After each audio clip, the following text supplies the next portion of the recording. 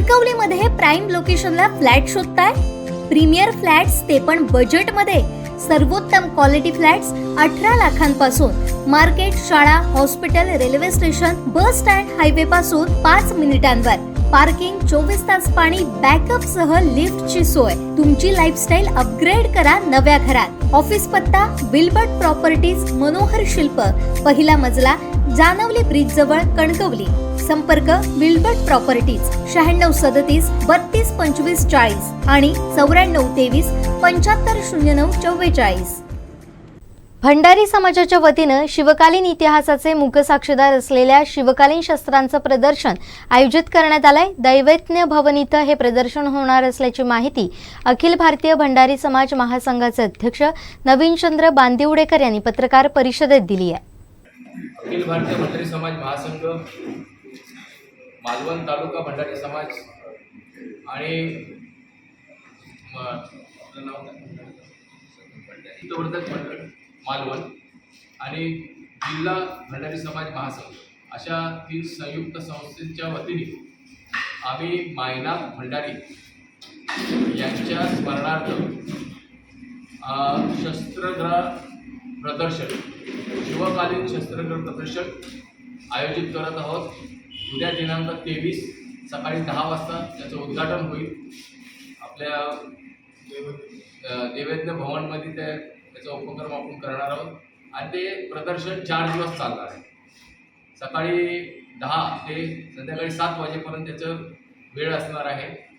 आणि उद्या उद्घाटनासाठी अलिबागवरून मायनाक येत आहेत, मायनाक बंधू येत आहेत 2, जे तिथे अलिबागला मायनाक वाडी आहे आणि त्यांचे तिथे थिएटर वगैरे अशी मोठी प्रॉपर्टी होल्डर्स आहेत आणि ते त्यांचे 13वे वंशज आहेत. त्यांचा स्वतःचा शस्त्रग्रह पण आहे. पण ते उद्याचा जो शस्त्र प्रदर्शनाचा जे व्यवस्था आहे ती मुंबईतली एक संस्था आहे. ती संस्थेचं नाव काय? शिवराज्याभिषेक सोहळा समिती. शिवराज्य सोहळा समिती अशी ती संस्था आहे. ते महाराष्ट्र राज्य अधिकृत म्हणजे त्यांच्याकडे परवाना असलेली ती संस्था आहे. कारण अशा प्रकारचे शस्त्र बाळगणं किंवा जवळ ठेवणं हे गुन्हा आहे. पण त्यांच्याकडे ते विशेष परवाने आहेत आणि त्यांच्या माध्यमातून आम्ही हे प्रदर्शन जनतेसाठी खुल्लं ठेवणार आहोत. विशेषतः शालेय विद्यार्थी, कॉलेजचे विद्यार्थी यांना विशेष आम्ही पाचारण केलेलं आहे. आम्ही सगळ्यात कॉलेज आणि शाळा यांना भेटी देऊन तिथल्या प्राध्यापकांना आणि प्रिन्सिपलना पत्र दिलेलं आहे की आपल्याला हे अशा प्रकारचं प्रदर्शन विद्यार्थ्यांसाठी खुल्लं ठेवलेलं आहे, तर त्याचा लाभ अवश्य घ्यावा. आणि आमच्या माहितीनुसार किमान 1000 तरी विद्यार्थी या 4 दिवसामध्ये भेट देतील या प्रदर्शनाला.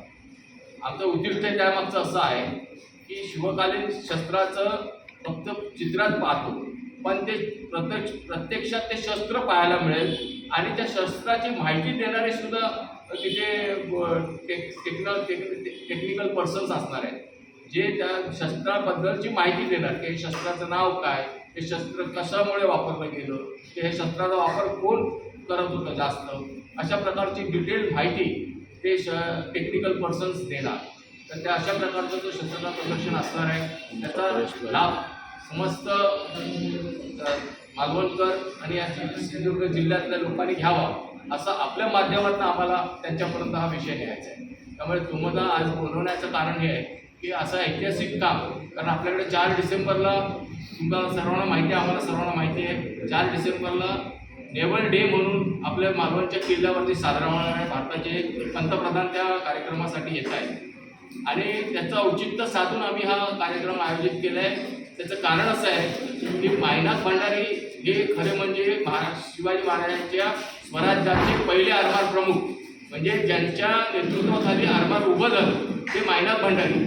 हे कुठेतरी इतिहासात त्याचा विसर पडतो आहे. इतिहासातली ही माहिती पुढे येत नाही आहे, चुकीची माहिती पुढे येते. त्यामुळे आम्ही जबाबदारीने समाजाची लोक सगळी पुढे आलेलो आहोत आणि मायनाक भंडारी हे महाराजांचे पहिले आरमार प्रमुख म्हणून आम्हाला जे शासनापर्यंत हा विषय न्यायचा आहे, तो आपल्या माध्यमातून आणि समाजाच्या माध्यमातून आणि जनतेच्या माध्यमातून न्यायचा आहे. त्यामुळे जे चूक झाली ती दुरुस्त करायची आहे. किंबहुना हा सिंधुदुर्गातला जो किल्ला आहे, हा किल्ला सुद्धा मायनाक भंडारी यांच्या हस्ते बांधला गेलेला आहे. आणि एवढं मोठं काम केलेलं, स्वराज्याच्या लढ्यामध्ये ब्रिटिशांचा पहिला दारुण पराभव करणारा मायनाक भंडारी. गांधेरीच्या किल्ल्यात जे बांधणी चालली होती तेव्हा तो किल्ला उभा राहू नये म्हणून ब्रिटिश आणि सिद्धी हे दोघे मारा करत होते. त्यांना तोंड देऊन त्यांना पराभूत करून तो किल्ला बांधला गेला. आणि त्या किल्ल्याचं नामांतरण कोणाचं झालेलं आहे? ज्याचा जन्म नाही झाला, स्वराज्याचं आरमार झालं, त्याचा जन्म झाला नव्हता, त्याच्या नावाने तिकडे ते बेटाचं नामांतरण झालं आहे. त्याच्याबद्दल पण आम्हाला वाद नाही. म्हणजे चला ठीक आहे, तुम्ही चुकी केली तर आम्ही ते दुरुस्ती करा म्हणून पण नाही म्हणतो. आमचं म्हणणं एवढं सिंपल आहे की चुकीची दुरुस्ती नाही करायची, त्याची भरपाई तरी करा. तर आम्ही कशा पद्धतीची मागणी कलेक्टर ऑफ रायगड यांच्याकडे केलेली आहे. आम्ही अलिबाग जे रायगड जिल्ह्याचं राजधानी आहे, त्या अलिबागचं नामांतरण करून ते नामांतरण मायनाक नगरी असं व्हावं, अशा पद्धतीची मागणी आम्ही आमच्या समाजाच्या वतीने कलेक्टरकडे दिली आहे, महाराष्ट्र शासनाला पण दिलेली आहे. तसेच पत्र आम्ही PM ऑफिसला सुद्धा आम्ही मेल केलेले आहे. आणि त्यामुळे आमचा विश्वास आहे की येणारा काळ हा मायनाक भंडारीला न्याय देणारा असेल. आणि त्याच्यासाठी तुमची आम्हाला अत्यंत गरज आहे. एक मीडिया आणि प्रेस म्हणून तुम्ही आमच्या या विषयाला पुढे घ्याल आणि 4 दिवस चालणाऱ्या ह्या प्रदर्शनाला तुमच्याकडनं भरपूर प्रतिसाद मिळेल. त्यामुळे जिल्ह्यातनं बरीच लोक या प्रदर्शनासाठी येतील असा माझा विश्वास आहे. पुढे तुम्ही आमचे दिवसभरातले सर्व अपडेट्स, ताज्या घडामोडी आणि थेट लाईव्ह पाहण्यासाठी सबस्क्राईब करा, लाईक करा कोकणचं नंबर 1 महा चॅनल कोकण 7 लाईव्हचं YouTube चॅनल.